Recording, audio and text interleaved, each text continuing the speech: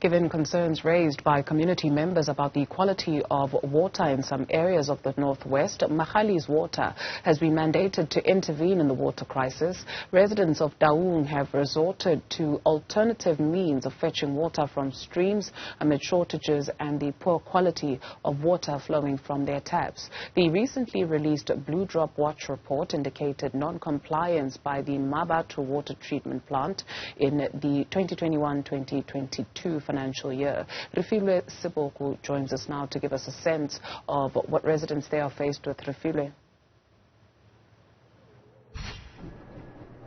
Well, residents are faced with those challenges. We remember that it was just this past week when we were in Daung, when residents there in Daung who says that they are now resorting to alternative measures of being able to get water. Some of those measures is fetching water from the nearby streams, because they were saying that the quality of water that comes there, it's not safe for consumption. But also, like you rightfully said, we also saw the Blue Drop Watch report that indicated the non-compliance for the Mabatu water treatment plant, which is the one that we are in here. That was between 2001 and 2021 and 2022 financial report. But allow me to welcome Magalies Water spokesperson David Magae. They have been mandated to intervene into the water challenges and the water crisis in the Northwest Province. Thank you so much and welcome to Newzroom Afrika. Let's talk about, you being mandated to intervene in the water challenges in the Northwest Province.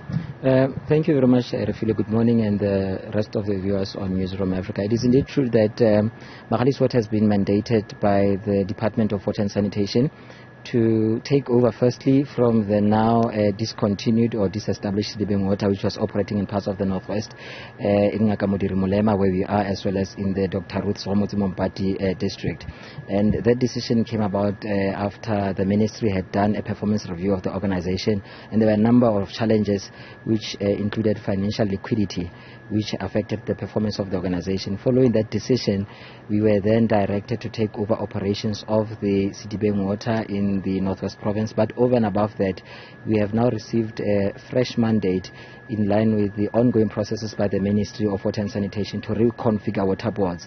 And the plan of the minister is to ensure that in the foreseeable future, you'll have one water board operating in every province. So as it is, as you're correctly saying, we have been informed that we will be now operating in the whole of the Northwest Province. But what we have been doing since that decision by the minister to disestablish Sedibeng Water was to, on an urgent basis, do a due diligence report, which gave us an indication of the current challenges of water and sanitation related services in the Northwest Province, in Mulema, as well as in Dr. Mompati.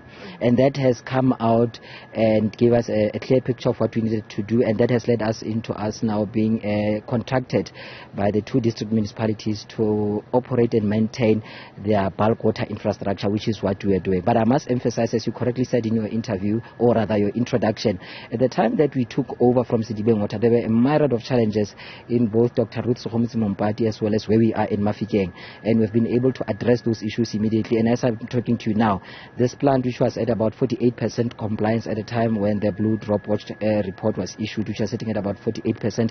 Currently, it's sitting at over 90%. So we are quite happy with the kind of work that we've done. I want us to go back to Daung. We were in Daung this past week.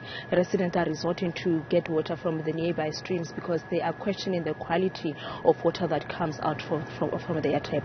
What is it causing that state of water now, despite the fact that there's been an intervention from Magalies Water? Like I said, Refiloe, in our due diligence report which we did, it gave us a clear picture of the water challenges in the Dr. Mompati district.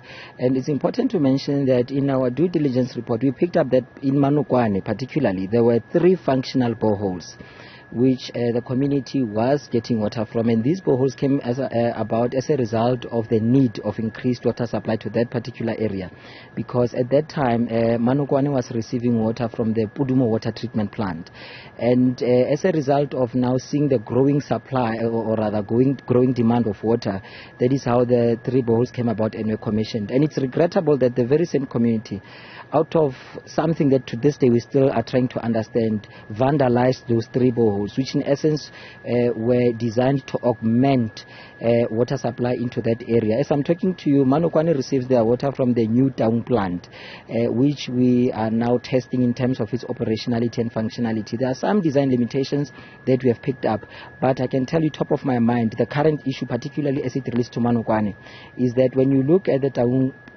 new Taung plant, which also supplies Nhole and Randstad, which are some of the other areas in town with water. When you look at the issue of Manokwane, is that the current capacity of that particular plant is not able to address all the water issues in Manokwane. And it was as a result that there were these 3 boreholes that were then commissioned to then provide additional bulk water supply to communities. And it's rather regrettable that as I speak to you now, those 3 boreholes were functional. The water that came from those boreholes was tested, it was potable, and communities are continuing to suffer over something that we as a water authority, or rather a water board, are unable to explain. And those boreholes to this day are not functional because the community said they didn't want to drink water from boreholes, but they wanted surface water. And regrettably, the infrastructure has been vandalized. Mr. Magae, thank you so much for your time. David Magae, he is the spokesperson of Magalies Water, explaining their intervention as Magalies Water into the water challenges or crisis that the Northwest Province is faced with. Okay, Refiloe Seboko, thank you very much for that update.